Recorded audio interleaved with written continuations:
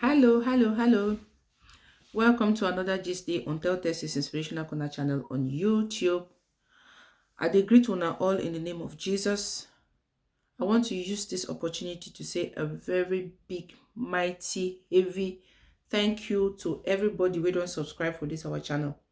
I say may God dey bless una for me. I no get anything wey I go offer una, na only the wisdom wey God give me, wey I dey follow dey share with all of una. So may God wey dey heaven make e help una. Thank you as una dey help me, as una dey support me.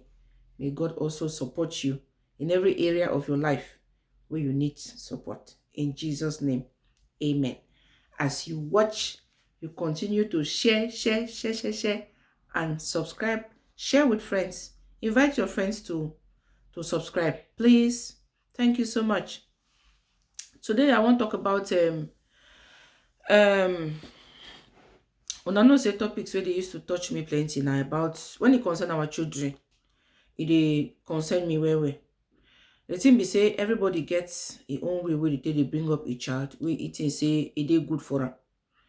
We get children, we they bring them up with love, we they provide for them, we they give them everything where they want. But one thing, because of waiting where the world don't turn today, it don't make everybody they fear everybody. Now what I want ask be say, is it right say you get pikin from childhood till they reach adult age? Adult age will be like say like in the teens, okay, in the teens, and you self you did here, you see the kiss, give them kiss for mouth. Whether it is right. The matter be say before kissing in the mouth not be the only way if you show pikin love. I don't see a lot of people they kiss children for mouth. But the thing I say, if it did right for you, now another thing. But the other eye go they see them differently because of the world where we they live today. Before, when person, even uncle, even a auntie, when they call your house, they go they carry your pikin for inside leg. They go they slap am for inside buttocks. You know, they do some kind of things with them. You just know say na family love. You know they suspect anything. But with this kind of the world where we did today, those kind of things we don't they frown for those kind of things because we don't they see say the waiting will they think no be day now like this. So waiting I they talk about this, I don't see what's it actually make me I they bring this topic now say I don't see a man where he carry his own picking for his hand. Okay? He carry his picking for his hand. And then the way at manner, the picking they naked. The way and manner, way they take the kiss the picking for mouth. Now they wonder me. The thing be say everything you get as you go do you go do too much. You get as you go do too much. You go do them in a way where people will wonder say, so not only kiss for picking or what? The thing beside they always talk say make children be children. Pikin supposed to be pikin. Make pikin, make parents no draw matter for pikin, put them for their head. Or their matter to put them for pikin head. Children have to grow up like children. These days, we they take pictures with our children for positions where you go they ask and say, this one a boyfriend or this one a pikin. Pikin we don't reach a teen age. Now already adults, fast almost. And pikin them where they for this especially for Obodo Ibo. When we know say that teenage age, their head don't open. And they don't know a lot of things where you self as parents, you don't know. So the thing where they be say, you got this what I want to call and say compromising or the uncompromising position. One they take picture with pikin. If they get as it be, if a young man we don't the teenager, some kind of things they were in the shame to do. Like you they take picture with them, you go they hold on like that somehow. You go they in hand they touch your breast and all those kind of things. Yeah, it they good. una go talk say na people wey dey see am, and then they look am for another eye. Nothing no dey there. But are these things supposed to be? I dey ask am because I don't know. Must that be? Now I dey talk because I get, over the years, I had this acquaintance that I visited, and she had a child. He gets girl pikin. So as he get girl pikin, this girl don dey grow. Now be say from small pikin until this girl can reach about 5 years old. Now this na the way the woman they use dey kiss the pikin be that. So the thing be say he dey use the tongue put inside the pikin mouth. Now they say he go use the tongue put for inside the pikin mouth. So as I visit am, now they see all these things they happen. Now I come tell her, say that you know that kind of thing is normal when you say you come and give her my kiss, come and give her my kiss. The pikin go come. When the child comes, the next thing, when they kiss, you carry your tongue, put them for your mouth. And now I ask the lady, say, before I won't talk, what you no come concern me for inside this one. What I see you do now, I see am well, or I no see am well. Did I see it well? Now I ask me, say, wait, I say, no, the kiss wey una take kiss una self now, you and your daughter.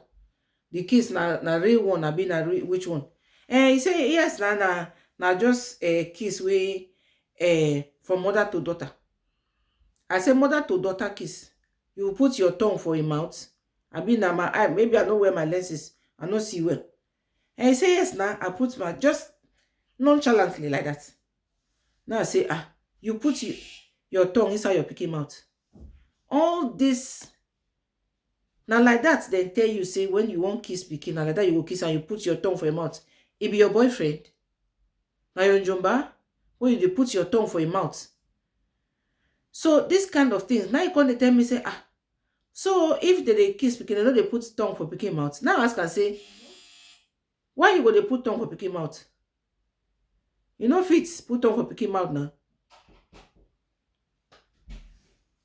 Because the pikin no be your boyfriend. The pikin no be your anything. Why you go they put tongue for your mouth? So now when the girl come tell me, say, she no be no. Say na like that this thing dey. She no know, say, when she won't give her daughter kiss, you know me, say she go put tongue for her mouth. I say, okay, if you no be no, today now you don't know. So it no good to the do am. It no good to the do am at all, no do. So at the end of the discussion, she too, she be there happy. Say she don't at least learn something. And from that day, she never did it again. Even though she won't do, but it reach. It reach. But for me, for my own way where I see the thing, I think say it gets some, even though they do this thing from small, it gets some certain age where the thing go picking go reach, where you know go feed the do, because it embarrass them. And it even the boy child to the mother, it is too embarrassing. But now say they no fit talk. But sometimes when you look at their face, you will still know whether they like the thing or they don't like them. So when they do this thing, no extra do, no to do. It get level for everything. No be only kiss where you go take the show pikin say you too love am. It get the way where you go take, you go hug a child. Even the hug itself, it get limit. Una let the children be children for their own age. Make them grow up, make their friends, learn their own things their own way. Not be say everything where they want know for life. Now all now for your body they go learn. Not be everything they go they learn for your hand. Some of us now as mothers, we go talk say, na pikin. You get a teenager for inside house, a boy child, not even a girl. Because if you dey show your nakedness to your girl child is another thing. But your boy pikin, they inside house, or your boy children, they inside house, but still you dey be naked in front of them. How can you be naked in front of a teenager? You know correct. It be too embarrassing for the children. But sometimes they no go talk. Una go say na motherly love, una go say na fatherly love. But I don't know whether our parents said they will bring us up this way, or na say na some na new era wey don come now. I no get am. But as I dey talk anyhow na way wey everybody dey bring up im children. But bring up your child the way wey e suppose grow. No be you for the force am into the way wey you want make e be. Because sometimes you go do things wey dem no like, but dem no know as dem go fit still take tell you. So I dey beg make una dey take am easy with the children. Do not show them your nakedness anyhow. Even you dey show nakedness, boy children, keep them away from it. You know say if you get woman pikin for inside house, you with am get to be friend. You with am get time wey una go even go, una go whether una dey shower, una dey do women thing, una dey shaving and everything. You dey teach children small small things. But men matter be men matter. No be say na you woman you wan go dey show man. You fit dey talk to am, but you no go fit dey show am how to do am. But him go learn how to do. So biko, make una dey take am easy with the children. Anything wey you dey do, make you know say you no go overdo. Don't overdo it. If pikin don reach teenage age, make una let them, make them enjoy their youthfulness. Make una no dey force them with things wey they no know. No be kissing a child or a teenager na you go show say you as parent you love am plenty. If you think so na your own way, good and fine. As I talk, everybody gets his own way wey they take dey bring up a pikin. But these days, because of the world where they go round around us, if you dey kiss your child can go out and go and kiss somebody else, no, thinking that is the way things work. Okay, so if fine, make wetin wey you dey do for inside house, make you dey let pikin dey know say this matter no go dey do am with another person. Because some of them do it innocently without knowing. The thing wey you dey do with pikin for inside house, if you go for outside like that, you go do. Some of them have learned things from home.